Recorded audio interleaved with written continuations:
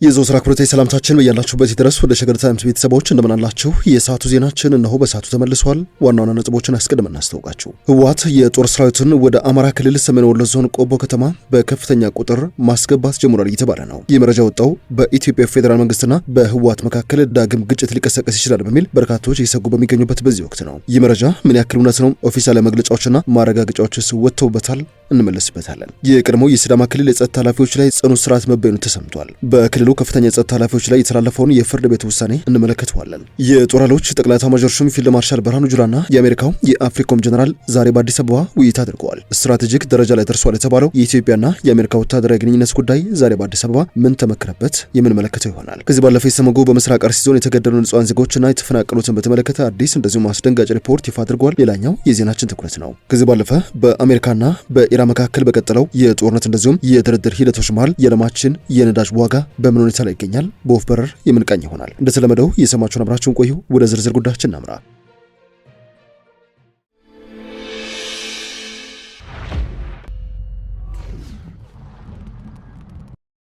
ህወሓት ወደ አማራ ክልል ሰሜን ወሎ ዞን ቆቦ ከተማ አቅጣጫ በከፍተኛ ቁጥር የጦር ሰራዊትን ማስገባት ጀምሯል የተባለ ነው። ይህ መረጃ ወጣው በኢትዮጵያ መንግስትና በህወሓት መካከል ዳግም ግጭት ይቀሰቀሳል በሚል በብዙዎች ዘንድ ስጋት በነገሰበት ወቅት ነው። ለመሆኑ ይህ መረጃ ምን ያክል እውነት ነው? ኦፊሻላዊ መግለጫዎችስ ወጥተውበታል ወይ የሚለው ጉዳይ እንመልከት። ዛሬ በተለያዩ ማህበራዊ ትስስር ገጾች በአንዳንድ ምንጮችም ዘንድ የህወሓት ታጣቂዎች የአማራና የትግራይ ክልል ከሚወዛገቡባቸው በዚህ ሰዓት የህወሓት ታጣቂዎች ተቆጣጥሮት ይገኛሉ ከምትባለው ከተማ አላማጣ ወደ ሰሜን ወሎ ዞን ቆቦ ከተማ በባቡር መስመር በከፍተኛ ቁጥር የጦር ሰራዊታቸውን ማንቀሳቀስ ጀምሯል የሚሉ መረጃዎች የተሰራጩ ይገኛሉ። እነዚህ ምንጮች በሰሜን ኢትዮጵያ ያለውን የጸጥታ ሁኔታ በተመለከተ አዳዲስ ጥያቄዎች እንዲነሱ ምክንያት የሆኑ ሲሆን እስካሁን ግን እየተካሄደ የተባለውን የህወሓትን ወታደራዊ እንቅስቃሴ በተመለከተ ይፋ መረጋገጫ አልወጣበትም። ህወሓት በቅርቡ በተለያዩ የትግራይ ክልል ከተሞች ባካሄደው ስብሰባ የፖለቲካና የደህንነት ዓላማዎችን ሲያነሳ ቆይተዋል። የህወሓት ከፍተኛ አመራሮች የፌዴራል መንግስቱን ለማስወገድ ዓላማ የሰነቀ አዲስ ጦርነት ለመቀስቀስ ፍላጎት እንዳላቸው በአደባባይ ሲናገሩ ቆይተዋል። ይህ የህወሓት መሪዎች ንግግርም በብዙዎች ዘንድ የተወገዘ ተቃውሞ የቀረበበትም ብዙዎች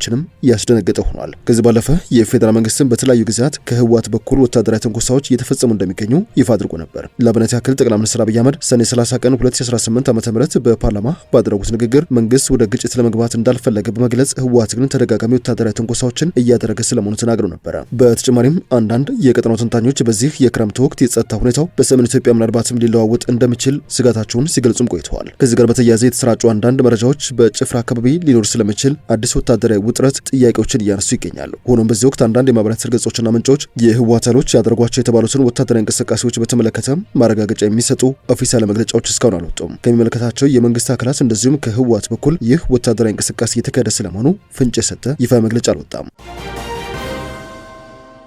ወደ ዜናችን ሌላኛው ክፍል እናምራ። የጦር ኃይሎች ጠቅላይ ኤታማዦር ሹም ፊልድ ማርሻል ብርሃኑ ጁላ በአፍሪካ የአሜሪካ እዝ ወይንም አፍሪኮም አዛዥ ጀነራል ዳግቪን አንደርሰን ጋራ በአዲስ አበባ ተወያይተዋል። በዚህ ውይይታቸው በሁለቱ ሀገራት መካከል ባለው የመከላከያ ትብብር በቀጠናዊ ደህንነትና በጋራ የሚከናወኑ የወደፊት ትብብር መስኮች ላይ መክረዋል። ጀነራል ዳግቪን አንደርሰን ውይይቱን አስመልክተው በሰጡት ማብራሪያ ከኢትዮጵያ ጋራ ያለው የመከላከያ ትብብር በተለያዩ ዘርፎች እየተጠናከረ መጥቷል ሲሉ ተደምጠዋል። ይህ ደግሞ በሁለቱ ሀገራት መካከል ያለውን የረጅም ጊዜ የመከላከያ አጋርነትና የጋራ ቁርጠኝነት የሚያንጸባርቅ ስለመሆኑ አስረድተዋል። በውይይቱ የትብብር መስኮችን ማስፋት በሶማሊያ አልሸባብንና የአይኤስአይስን ጨምሮ በሽብርተኝነት ላይ የሚደረገውን ትግል ማጠናከር እንደዚሁም ወደፊት ያሉ የትብብር እድሎች መለየታቸውን አንስተዋል። ለቀጠናው ሰላምና መረጋጋት ኢትዮጵያ እያበረከተች ያለችውን አስተዋጽኦ ያደነቁት ጀነራል መኮንኑ ከኢትዮጵያ ጋር በጋራ የአፍሪካ ሎጂስቲክስና የኮሚኒኬሽን ሲምፖዚየምን ማዘጋጀት መቻላቸው በሁለቱ ሀገራት መካከል ያለው የመከላከያ ትብብር የደረሰበትን ከፍተኛ ደረጃ የሚያሳይ ነው ብለውታል። የሁለቱ ወዳጅ ሀገራት ግንኙነት ከጋራ ወታደራዊ ተልዕኮች ባሻገር ዘላቂና ዘመናዊ መከላከያ አቅምን በመገንባት ላይ ያተኮረ ሲሆን በአህጉሪቱ ያሉ የደህንነት ተግዳሮቶችን በጋራ ለመፍታት ያለውን ቁርጠኝነትም እንደሚያሳይ ነው የመንግስት መገናኛ ብዙሃን የዘገቡት። የአፍሪካ የሎጂስቲክስ እና ኮሚኒኬሽን ሲምፖዚየምም ልምድ ለመለዋወጥ አዳዲስ ቴክኖሎጂዎችን ለማስተዋወቅ ከንግድ ዘርፉ ጋር ትብብርን ለማሳደግና የአፍሪካ የመከላከያ ተቋማትን አቅም ለማጠናከር ያስችላል ያሉት። ከዚህ ባለፈ ኢትዮጵያ የአፍሪካን ሀገራት በአንድ መድረክ በማሰባሰብ የጋራ ደህንነት ችግሮችን ለመፍታት ያላትን የአመራር ሚና እያሳየች ስለመሆኑም ገልጸዋል። የመከላከያ ውጭ ግንኙነትና ወታደራዊ ትብብር ዋና ዳይሬክቶሬት ዳይሬክተር ሜጀር ጀነራል ተሾመ ገመቹ በበኩላቸው ውይይቱ ፍሬያማ እንደነበርና በኢትዮጵያና በአሜሪካ መካከል ያለውን የረጅም ጊዜ ወዳጅነትና የመከላከያ ትብብር የበለጠ የሚያጠናክር ነው ሲሉ ተናግረዋል። በውይይቱ ላይ በኢትዮጵያ የአሜሪካ አምባሳደር ኤርቪን ማሲንጋን ጨምሮ የሁለቱ ሀገራት ከፍተኛ ወታደራዊ መኮንኖች መሳተፋቸውን የመከላከያ ሚዲያ ዘግበዋል። የቀድሞው የሲዳማ ክልል የጸጥታ ኃላፊዎች ስልጣናቸውን ያላግባብ በመጠቀም ታጣቂ ቡድን በማደራጀት ወንጀል ተፈርዶባቸዋል። እነዚህ የጸጥታ ቢሮ የቀድሞ ኃላፊዎች የ10 ዓመት እስራት ነው እንደተፈረደባቸው የተሰማው። የሐዋሳ ከተማ ከፍተኛ ፍርድ ቤት የቀድሞውን የሲዳማ ክልል ሰላምና ጸጥታ ቢሮ ኃላፊ አቶ አለማየሁ ጢሞቴዎስን የሲዳማ ነጻ አውጪ ሰራዊት የተባለ ታጣቂ ቡድን ለማደራጀት ስልጣናቸውን ያላግባብ ተጠቅመዋል በሚል ጥፋተኛውን በማግኘቱ የ10 ዓመት ከ5 ወር ጽኑ እስራት እንደፈረደባቸው የሲዳማ ክልል ፍትህ ቢሮ አስታውቋል። በተመሳሳይ መዝገብ ፍርድ ቤቱ የቀድሞውን የሲዳማ ክልል ፖሊስ ኮሚሽነር ሽመልስ ቶማስንም ጥፋተኛ ብለዋቸዋል። የፍትህ ቢሮ እንደገለጸው ሁለቱ ኃላፊዎች ታጣቂ ቡድኑን ለማቋቋምና በርካታ የሰብአዊ መብት ጥሰቶችን ለመፈጸም ስልጣናቸውን ያላግባብ መጠቀማቸውን ለማረጋገጥም ፍርድ ቤቱ በዋነኝነት በሰው ምስክሮችና በሰነድ ማስረጃዎች ላይ ተመስርተዋል። ፍርድ ቤቱ ሐምሌ 20 ቀን 2018 በሰጠው ውሳኔ በአቶ አለማየሁ ላይ የ10 ዓመት ከ5 ወር ጽኑ እስራትና የ4000 ብር የገንዘብ መቀጮ ወሰነ ሲሆን በአቶ ሽመልስ ላይ ደግሞ የ1 ዓመት ከ6 ወር ጽኑ እስራትና የ1000 ብር የገንዘብ መቀጮ አስተላልፈዋል። ይህ የፍርድ ቤት ውሳኔ የተሰጠው የሲዳማ ክልል ምክር ቤት የአቶ አለማየሁ ጢሞቴዎስን ያለመከሰስ መብት ማንሳቱን ተከትሎ የክልሉ ፍትህ ቢሮ በጀመረው የወንጀል ክስ ሂደት መሰረት ነው። ሰኔ 5 ቀን 2018 ዓ.ም የፍትህ ቢሮው በአቶ አለማየሁ ላይ ስልጣን አላግባብ መጠቀም፣ የሙስናና በኮንትሮባንድ ንግድ ውስጥ ቀጥተኛ ተሳትፎ ማድረጋቸውን የሚገልጹ ክሶችን ማቅረቡን ተከትሎ የክልሉ ምክር ቤት የኃላፊውን ያለመከሰስ መብት በሙሉ ድምጽ ማንሳቱን የአዲስ ስታንዳርድ ዘገባ አስታውሷል። በወቅቱ ቢሮው ግለሰቡ በጥቅም ትስስር ለኮንትሮባንድ ነጋዴዎች ምቹ ሁኔታ መፍጠራቸውና በአደገኛ እጽ ዝውውሮች ውስጥ መሳተፋቸውን ወንጅሎ ነበረ። በምክር ቤቱ ስብሰባ ወቅት አባላቱ አቶ አለማየሁን ስልጣንን መከታ በማድረግ በርካታ ኢፍትሐዊ ድርጊቶችን ፈጽመዋል ሲሉ የከሰሷቸው ሲሆን ከዚሁ የጥቅም ትስስር ጋር ግንኙነት አላቸው በተባሉ ሌሎች ግለሰቦች ላይም ሰፊ ምርመራ እንዲካሄድ ጥሪ አቅርበው ነበረ። የኃላፊው ያለመከሰስ መብት መነሳት ለወንጀል ክስ ሂደቱ በር የከፈተ ሲሆን ይህም በሐዋሳ ከተማ ከፍተኛ ፍርድ ቤት የቅርብ ጊዜ ውሳኔ ሊቋጭ ይችላል ነው የተባለው።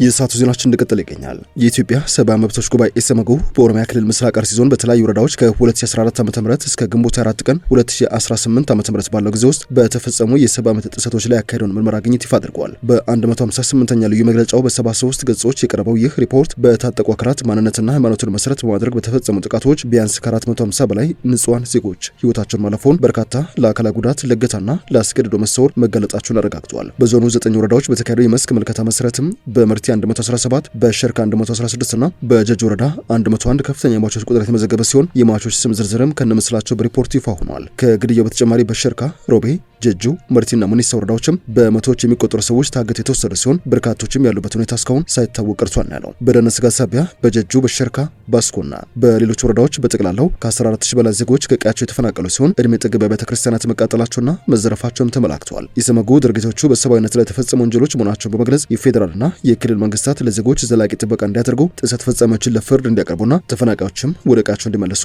አጣዳፊ ጥሪ አቅርበዋል።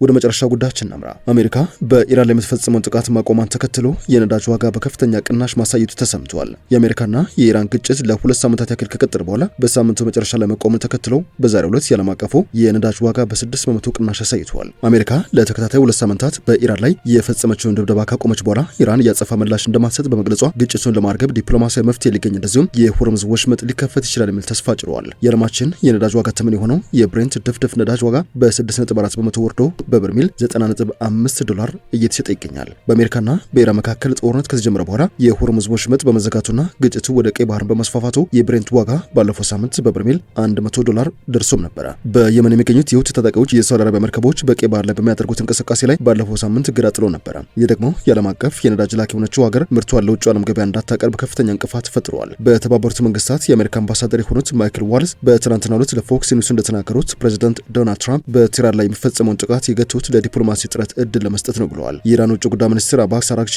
በዛሬው ዕለት በሰጡት መግለጫ ደግሞ የሆርሙዝ ወሽመጥ ዝግ እንደሆነ እንደሚቀጥል ተናግረዋል። የሁቲ ታጣቂዎች በቀይ ባህር ላይ የሚቀዝፉ የሳውዲ መርከቦች ላይ ጥቃት መፈጸማቸውን ካስታወቁ በኋላ በባበል ኤልመንደብ በኩልም የመርከቦች እንቅስቃሴ ተቀዛቅዞ እንደቀጠለ መሆኑ የሚታወቅ ነው። ወደ ሸገር ታይምስ ቤተሰቦች የሰዓቱ ዜናችን አበቃ። ስላደመጣችሁን አመሰገንን። በያላችሁበት ሰናይ ጊዜ